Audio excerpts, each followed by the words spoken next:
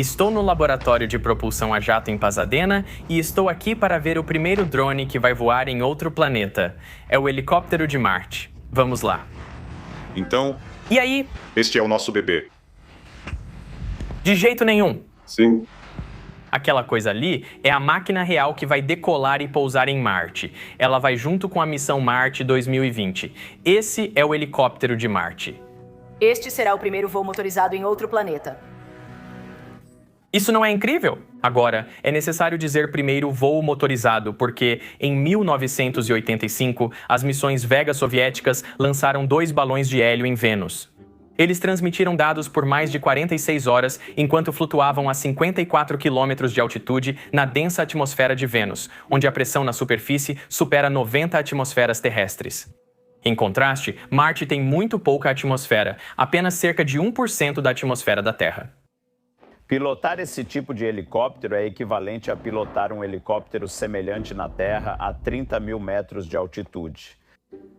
Não se ouve falar de helicópteros a 30 mil metros. 12 mil metros deve ser o recorde. Eu conferi. 12 mil metros é o recorde de altitude de helicópteros na Terra. 26 mil metros é a maior altitude já atingida por um avião. Em Marte, o ar é ainda mais rarefeito do que isso. Em densidade, é 1% do que há nesta sala. Aqui, 1 metro cúbico de ar pesa cerca de 1 quilo. O mesmo metro cúbico em Marte terá cerca de 15 a 18 gramas. É preciso empurrar muito ar para baixo. Sim, você precisa fazer muito ar circular. Então, o truque óbvio, por assim dizer, é girar as hélices mais rápido. Ela pode girar entre 2.300 RPM e 2.900 RPM. Isso é rápido. Isso é rápido, sim. 2.300. Estou tentando calcular o quão rápido isso é. Pesquisei e na Terra, helicópteros giram rotores a cerca de 500 RPM. Já o de Marte precisará girar as pás 5 vezes mais rápido. Mas existem alguns limites. Sabe, nós realmente não queremos que as pontas das pás ultrapassem a velocidade do som. Ondas de choque e todo tipo de coisa. Você acaba tendo todo tipo de aerodinâmica estranha, fluxos transônicos e coisas assim. Então você não quer chegar a esse ponto. Nos projetos, mantemos o número de Mach na ponta abaixo de 0,7. 70% da velocidade do som. Sim, então é bem conservador. Uma vantagem de voar em Marte é que a gravidade é de apenas 38% da gravidade terrestre. Mesmo assim, tornar a nave leve foi essencial. Manter a massa deste veículo controlada durante todo o processo de design foi o maior desafio. Cada peça teve que ser considerada. O veículo inteiro pesa menos de 1,8 quilos. Uau! Menos de 4 libras. Isso é basicamente igual a este laptop. As lâminas têm núcleo de espuma com revestimento de fibra de carbono. Cada uma pesa cerca de 35 gramas. Uau! Sim, é bem leve, sim. 6 moedas de 25 centavos pesam 35 gramas. Pense nisso. 2 lâminas de 35 gramas levantando um helicóptero de 1.800 gramas, girando 40 vezes por segundo numa atmosfera com apenas 1% da densidade da terrestre. Por quanto tempo ele pode voar? Ele foi feito para voar até 90 segundos. 1 minuto e meio de voo. Sim. Para mim, isso parece uma eternidade. Quando você está falando de algo voando de forma autônoma, sozinho, em outro planeta, em uma atmosfera que é 1/100º da Terra, poxa, isso é muito tempo. É, sim. Uma das perguntas que eu tinha era por que eles não usaram um design de quadricóptero? Bem, porque em Marte as hélices teriam que ser tão longas que toda a nave mal caberia no rover. 2 hélices contrarrotativas oferecem o design mais simples e geram sustentação de forma mais eficiente ao serem empilhadas. O rotor de baixo recebe, digamos, o fluxo mais compactado. O de cima puxa o ar. O de baixo recebe um fluxo mais concentrado. Então, o rotor de baixo, na verdade, pode ter um desempenho melhor do que se eles estivessem separados. Mas como testar um helicóptero feito para Marte aqui na Terra? O que aconteceria se você tentasse decolar um helicóptero marciano na Terra? Ele só faria muito barulho. Sério? E provavelmente também não atingiria a rotação máxima do rotor. Por causa da quantidade de atmosfera que temos. Exatamente. É como nadar em uma sopa grossa. No laboratório, temos uma câmara incrível chamada Simulador Espacial de 25 pés, onde é possível simular qualquer atmosfera. Você pode escolher pressões marcianas ou terrestres, qualquer uma, mas isso resolvia só metade do problema, que era a aerodinâmica. Ainda restava a gravidade. Precisávamos simular a gravidade de Marte na Terra. E a melhor maneira que conseguimos encontrar para fazer isso foi um sistema de compensação de gravidade. Compensação de gravidade significa apenas puxar o helicóptero para cima, para que ele só precise suportar cerca de 38% do seu peso, exatamente como terá que fazer em Marte.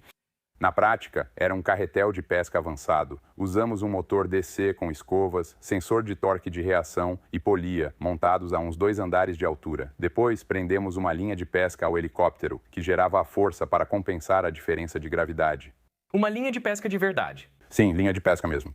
Mas não seria melhor algo rígido, ao invés de elástico, para que o torque seja transferido para a nave imediatamente em vez de elástico? Certo, certo. E nós fizemos muitos testes com diferentes fornecedores para descobrir qual linha de pesca tinha a melhor constante elástica para a gente. Como é o som do helicóptero? Eu imaginei que em 1% da atmosfera da Terra, o helicóptero seria bem silencioso. Sim, ainda está em 1%, mas ainda é bem barulhento. Sério? Sim, nós também temos gravações de áudio disso. Mas eu caracterizaria mais como algo assim. Quando o sistema de alívio de gravidade estava funcionando e a câmara estava despressurizada, o helicóptero achava que estava em Marte, ele sentia como se estivesse em Marte, o helicóptero. Como você realmente controla esse negócio e dirige ele? Então, a maneira como os helicópteros funcionam é que eles têm algo chamado coletivo e cíclico. O que o coletivo faz é mudar o ângulo das pás de forma uniforme. Então, durante toda a rotação, você move o coletivo, as pás vão mudar o ângulo de ataque. Altere o ângulo de ataque para ganhar mais sustentação. Isso controla a altura, certo? Se você aumenta o passo, sobe. Se diminui o passo, desce. Mas aí tem algo chamado cíclico nos helicópteros. O que ele basicamente faz é modular o passo conforme ele gira. Ele pode aumentar um pouco o passo aqui e diminuir ali. Então ele meio que modula. Isso faz com que haja um torque assimétrico, certo? Quando o passo aumenta ali, você obtém esse torque adicional. Agora, dependendo da rigidez do sistema, isso acontece com aquele atraso giroscópico que pode ocorrer depois. Então, uma vez que você tem um torque assimétrico, o veículo tende a começar a inclinar ou rolar, certo? Depois que ele inclina e rola de forma estável, você passa a estar apontado em uma direção, com o vetor de empuxo tendo um componente horizontal nessa direção. Assim, começa a se mover para lá.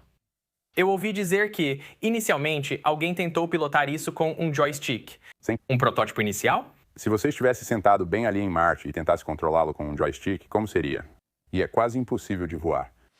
E o motivo disso é a aerodinâmica. Quando você quer comandar uma rolagem para a esquerda, percebe que está começando a se mover para a direita e comanda a rolagem para a esquerda, há um atraso. Esse atraso torna muito difícil para um humano pilotar isso. Você não pode pilotar isso da Terra. Por causa desse tipo de atraso de 20 minutos. Então você realmente precisa enviar sequências. Você aperta um botão, espera 20 minutos para decolar, ele cumpre a missão e só depois você descobre o resultado.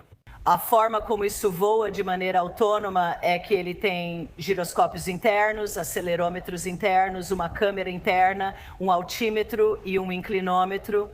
E então, usando esse conjunto de sensores, medições em tempo real, sabe, em relação ao terreno, e claro, os giroscópios e os acelerômetros. Com a detecção a bordo, a estimativa em tempo real do estado do veículo é feita continuamente. Novamente, sabe, centenas de vezes por segundo a centenas de hertz. E então isso é enviado ao algoritmo de controle em malha fechada, que pega o estado estimado e gera a correção necessária no nível das lâminas. E então as lâminas são continuamente controladas. Então, quando você vê gravações em vídeo dos nossos voos bem-sucedidos, sabe? E o veículo parece completamente estável, subindo, pairando, indo lateralmente e voltando. Você sabe, as máquinas estão trabalhando muito rápido e muito intensamente. Só parece muito calmo. Mas sim, as hélices estão sendo continuamente controladas. Isso é incrível. É. Como ele vai lidar com uma brisa suave? Muitos dos filmes mostram, Tempestades de poeira. as tempestades de poeira em Marte são muito agressivas. A verdade é que, com só 1% da atmosfera da Terra, há pouca matéria realmente atingindo você. Quero dizer, você está usando isso para se sustentar no ar. Isso. Então, obviamente, Então, há força suficiente para levantar, certo? Mas também precisamos girar a 2.200 RPM para chegar perto de conseguir nos levantar. Construímos nosso túnel de vento dentro da câmara de 7,5 metros. Quantos ventiladores eram ao todo, Ted? 960 ventiladores de computador, mas parecia mesmo um motor a jato decolando. Então, construímos uma parede de ventiladores, chamado de túnel de vento de seção aberta, não exige paredes. Só o fato de termos um conjunto de ventiladores já nos dá muita confiança de que ele consegue atingir 11 metros por segundo neste veículo. Se soubesse que teria que construir um túnel de vento, provavelmente não teria aceitado o trabalho. Quanto tempo leva para recarregar? Nós recarregamos o dia todo. Então, o dia inteiro em Marte? Certo, mas isso significa que, em teoria, você poderia fazer um voo por dia? Algo assim? Sim, foi projetado para isso. Qual é a capacidade da bateria? Entre 35 e 40 watt-hora no total. Isso equivale a apenas 3 baterias de smartphone. E veja só, a maior parte dessa energia nem é usada para voar. Ela precisa suportar temperaturas tão baixas quanto cerca de menos 80 a menos 100 graus Celsius durante a noite. Mantemos as baterias aquecidas e cercamos com nossa placa eletrônica, aquecendo também as placas. Nós usamos aproximadamente 2/3 da nossa energia apenas para manter as coisas aquecidas e aquecer os equipamentos para funcionar. Apenas 1/3 da energia está disponível para o voo. Vocês usam isolamento aí para manter aquecido? Sim. Ao olhar para o helicóptero, você vê o painel solar com a antena em cima e o sistema de rotores logo abaixo. Abaixo, no que você vê é o cubo chamado fuselagem. Você o está vendo agora sem a cobertura porque este é o último dia da preparação final. Depois vamos cobri-lo para a entrega e integração ao rover.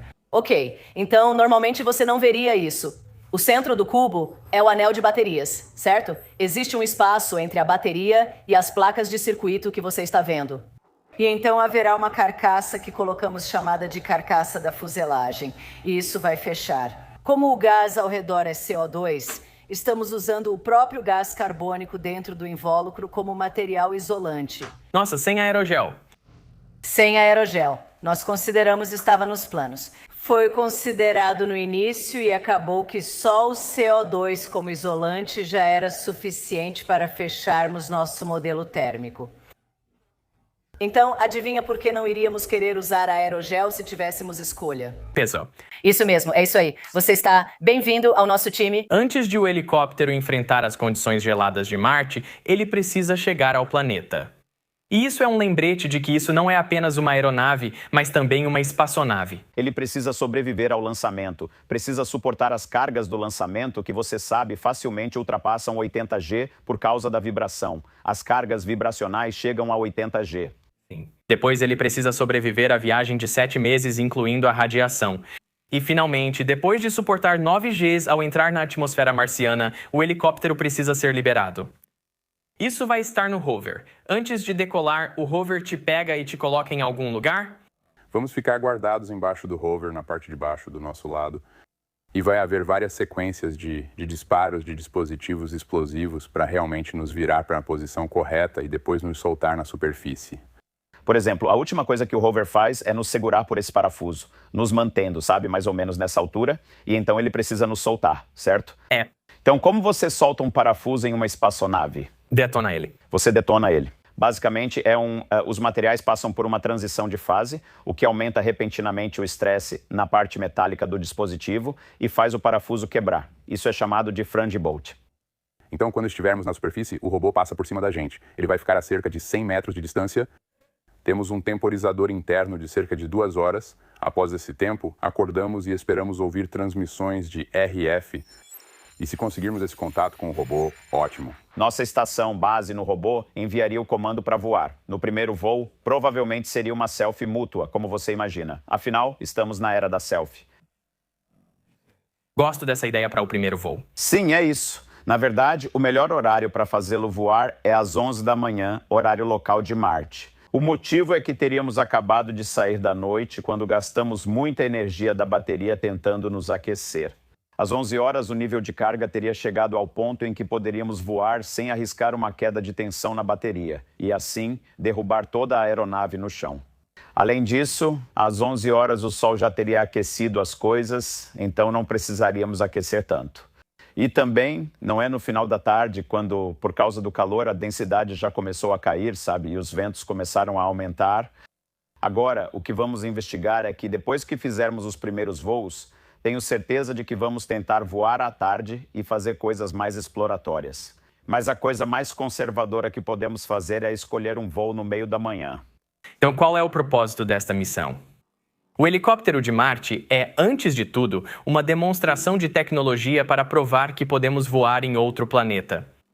O helicóptero pode tirar fotos coloridas e vídeos, mas seu objetivo não é fazer descobertas científicas. Em vez disso, ele serve para ajudar os engenheiros a descobrir como projetar e construir aeronaves para missões futuras. Você pode imaginar algo com cerca de 30 quilos carregando uma carga científica de 2 quilos, fazendo exploração, agindo como um explorador mesmo, como um pequeno veículo desses fazendo reconhecimento à frente de um rover futuro.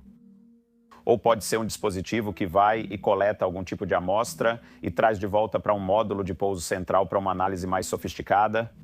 Ou pode ser uma nave completamente autônoma, e talvez mais de uma, explorando lugares onde humanos e rovers não conseguem chegar facilmente. Escarpas de gelo polares, encostas de penhascos, essas coisas. O objetivo principal é recuperar os dados de engenharia para orientar esse projeto futuro. Voar em outros planetas vai proporcionar uma nova dimensão na exploração espacial.